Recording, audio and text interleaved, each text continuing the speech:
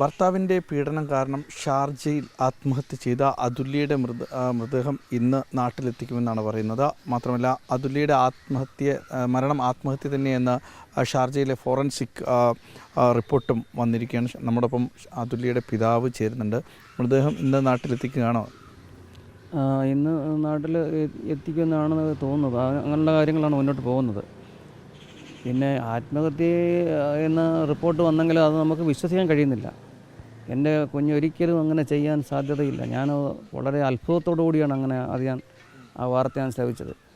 പക്ഷേ എന്നിരുന്നാൽ തന്നെയും ഒരു വേള ഗത്യന്തരമില്ലാതെ അങ്ങനെ ചെയ്താൽ തന്നെയും അതിൻ്റെ പരിപൂർണ്ണ ഉത്തരവാദി സതീഷാണ്. സതീഷ് എന്ന് പറയുന്ന ആ കുറ്റവാളി പടിപടിയായി നടത്തിക്കൊണ്ട് വന്നൊരു കൊലപാതകമായിട്ടാണ് ഞാനിതിനെ കാണുന്നത്.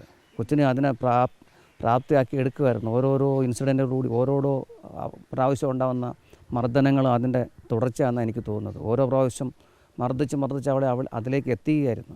അത്ര വെൽ പ്ലാൻഡായിട്ട് അവൻ നടത്തിയ ഒരു കൊലപാതകമായിട്ടാണ് എനിക്കിതിന് തോന്നുന്നത്.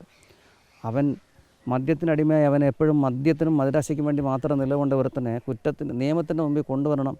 അതിനുവേണ്ടി എല്ലാ നിയമസഹായവും നമുക്ക് എല്ലാവരും ചെയ്തു തരണമെന്ന് ഞാൻ അപേക്ഷിക്കുകയാണ് ഈ ഘട്ടത്തിൽ. കേരള പോലീസ് അത് തെളിയിക്കുമെന്നാണ്, അവൻ അർഹമായ ശിക്ഷ വാങ്ങിച്ചു കൊടുക്കുമെന്ന് തന്നെയാണ് ഞാൻ കരുതുന്നത്.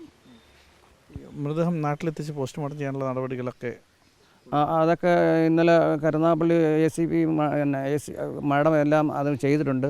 ഇന്ന് മൃതദേഹം കൊണ്ടുവന്നാൽ അത് പോസ്റ്റ്മോർട്ടം തിരുവനന്തപുരത്ത് ചെയ്യുകയും അതിനുശേഷമായിരിക്കും സംസ്കാര ചടങ്ങുകളൊക്കെ നടത്തുന്നത്. പോലീസ് വന്ന് എല്ലാവരുടെയും നിന്ന് മൊഴിയെടുക്കുക, മറ്റു കാര്യങ്ങൾ തെളിവുകളൊക്കെ ശേഖരിക്കുകയും ചെയ്തു. പോലീസ് വന്നിരുന്ന അതിനെപ്പറ്റിയുള്ള തെളിവുകളും കാര്യങ്ങളും ഡിജിറ്റൽ തെളിവുകളൊക്കെ പോലീസ് ശേഖരിച്ചിട്ടുണ്ട്. ഇനി അതിനെപ്പറ്റി കൂടുതൽ അന്വേഷണങ്ങൾ ഉണ്ടാവും. ഈവൻ മർദ്ദന മുറകളിൽ എൻ്റെ കുഞ്ഞ് അനുഭവിച്ച പീഡനങ്ങൾ എല്ലാം സമൂഹത്തിന് മുമ്പിൽ കൊണ്ടുവരണം. ഇതുപോലുള്ള കുറ്റങ്ങൾ ആവർത്തിക്കാതിരിക്കാൻ ഇവനെപ്പോലുള്ള കുറ്റവാളികൾക്ക് തക്കതായ ശിക്ഷ വാങ്ങിക്കൊടുക്കുകയും വേണമെന്നാണ് ഈ കാര്യത്തിൽ എനിക്ക് പറയാനുള്ളത്. എന്തായാലും കുറ്റവാളികൾക്ക് കർശനമായ ശിക്ഷ, അതായത് സതീഷിനെ ശിക്ഷിക്കണമെന്ന് തന്നെയാണ് പിതാവ് പറയുന്നത്. മൃതദേഹം ഇന്ന് നാട്ടിലെത്തിച്ച് പോസ്റ്റ്മോർട്ടം ചെയ്തതിന് ശേഷമായിരിക്കും സംസ്കാരമുണ്ടാകുക. തൻ്റെ മകൾ ആത്മഹത്യ ചെയ്യില്ല എന്ന് ആവർത്തിച്ച് പറയുകയാണ് ഈ പിതാവ്. വീഡിയോ ജേർണലിസ്റ്റ് സബു താഹിറിനൊപ്പം reporter Dileep Devasya, in reporter, Kollam.